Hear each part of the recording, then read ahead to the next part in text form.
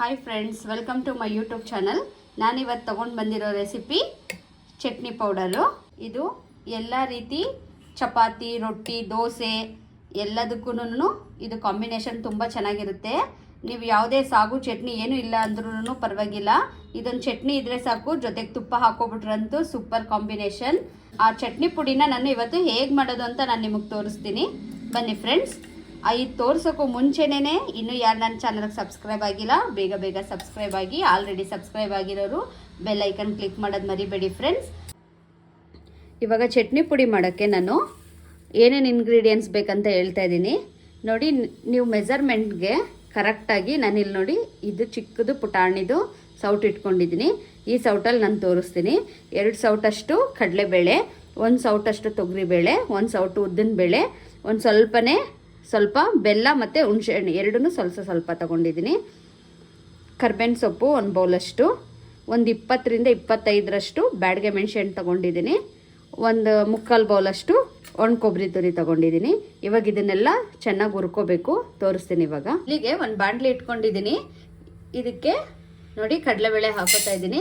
ಒಂದೊಂದೇ ಇಂಗ್ರೀಡಿಯೆಂಟ್ಸ್ ಹಾಕ್ಕೊಂಡು ಲೋ ಫ್ಲೇಮಲ್ಲೇ ಸ್ವಲ್ಪ ಹೊಂಬಣ್ಣ ಬರೋ ಥರ ಎಲ್ಲ ಚೆನ್ನಾಗಿ ಫ್ರೈ ಮಾಡ್ಕೋಬೇಕು. ಇದಕ್ಕೆ ಎಣ್ಣೆ ಹಾಕೋಬೇಡಿ.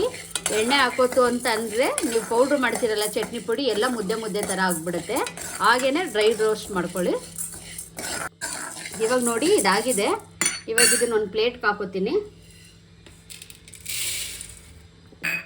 ಮತ್ತು ಉದ್ದಿನಬೇಳೆ 2 ಜೊತೆಗೆ ಹಾಕ್ಕೊಂಡು ಇದನ್ನು ಅಷ್ಟೇ ಕಲರ್ ಚೇಂಜ್ ಆಗೋವರೆಗೆ ಚೆನ್ನಾಗಿ ಹುರ್ಕೋಬೇಕು. ನೋಡಿ ಇವಾಗ ನೋಡಿ ಇದು ಆಗಿದೆ. ಇವಾಗ ಇದನ್ನು ಪ್ಲೇಟ್ಗೆ ಹಾಕೋತೀನಿ ನಾನು. ಇವಾಗ ಇದಕ್ಕೇನೆ ಕರಿಬೇವು ಹಾಕೋತಾ ಇದ್ದೀನಿ. ಕರಿಬೇವು ಅಷ್ಟೇ ಒಂದು ಸ್ವಲ್ಪ ಹಸಿ ಎಲ್ಲ ಹೋಗೋ ಥರ, ಸೊಪ್ಪು ಚಟಪಟ ಅಂತ ಸೌಂಡ್ ಬರೋ ಥರ ಚೆನ್ನಾಗಿ ಇದನ್ನು ಹುರ್ಕೊಳ್ಳಿ, ಡ್ರೈ ರೋಸ್ಟ್ ಮಾಡ್ಕೊಳ್ಳೋಣ. ಇವಾಗ ಇದಕ್ಕೇನೆ ನಾನು ಒಂದು ಸ್ವಲ್ಪ ಕೊಬ್ಬರಿ ತೊಗೊಂಡಿದ್ನಲ್ಲ, ಕೊಬ್ಬರಿನೂ ಇದಕ್ಕೆ ಆ್ಯಡ್ ಮಾಡ್ತೀನಿ. ಇದೆರಡನ್ನೂ ಕಡಿಮೆ ಉರಿನಲ್ಲೇ ಚೆನ್ನಾಗಿ ನೀರು ಮತ್ತು ಹಸಿ ಎಲ್ಲ ಹೋಗೋ ಥರ ಚೆನ್ನಾಗಿ ಹುರ್ಕೊಳ್ಳಿ. ನೋಡಿ ಇವಾಗ ಇದಾಗಿದೆ. ಇದನ್ನು ಪ್ಲೇಟ್ಗೆ ಹಾಕೋತಾ ಇದ್ದೀನಿ. ಇವಾಗ ನೋಡಿ ಇದೇ ಬಾಣಲಿಗೆ ನಾನು ಒಣಮೆಣ್ಸಿಕಾಯಿ ಹಾಕೋತಾ ಇದ್ದೀನಿ. ಒಣಮೆಣ್ಸಿಕಾಯಿ ಹಾಕ್ಕೊಂಡು ಇದನ್ನು ಚೆನ್ನಾಗಿ ಬಾರಿಸೋಣ. ನೋಡಿ ಇವಾಗ ಇದು ಆಗಿದೆ. ಇದನ್ನು ನಾನು ಪ್ಲೇಟ್ಗೆ ಹಾಕೋತೀನಿ.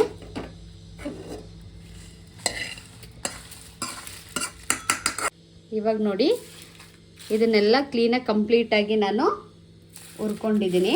ಇದನ್ನೆಲ್ಲ ತಣ್ಣಗೆ ಆರಕ್ಕೆ ಬಿಡೋಣ. ಬಿಸಿ ಇರುವಾಗಲೇ ರುಬ್ಬಕ್ಕೆ ಹೋಗ್ಬೇಡಿ ಇದನ್ನು. ಇವಾಗ ಕಂಪ್ಲೀಟಾಗಿ ಆರಲಿ ಇದು.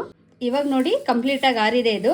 ಇದು ಫುಲ್ ಆರಿದ ಮೇಲೇ ನೀವು ರುಬ್ಬಬೇಕು. ಮಿಕ್ಸಿಗೆ ಹಾಕುವಾಗ ಬೇಗ ಪೌಡ್ರ್ ಆಗಲಿ ಅಂತ ಹೇಳ್ಬಿಟ್ಟು ನಾನು ಮೆಣಸಿಕಾಯಿ ಎಲ್ಲ ಸಣ್ಣದಾಗಿ ಹಿಂಗೆ ಕಟ್ ಮಾಡ್ಕೊಂಡು ಮುರ್ಕೊಂಡಿದ್ದೀನಿ ಕೈಯಲ್ಲೇ. ಚೆನ್ನಾಗಿ ಹುರಿದ ಮೇಲೆ ಕೈಯಲ್ಲೇ ಹಿಂಗೆ ಮಾಡ್ತು ಅಂದರೆ ಎಲ್ಲ ಪುಡಿ ಆಗಿಬಿಡುತ್ತೆ. ನೋಡಿ ಇವಾಗೆಲ್ಲ ಇದನ್ನು ಜಾರ್ಗೆ ಹಾಕ್ಕೊಂಡು ನಾನು ನೈಸ್ಗೆ ಪುಡಿ ಮಾಡ್ತೀನಿ.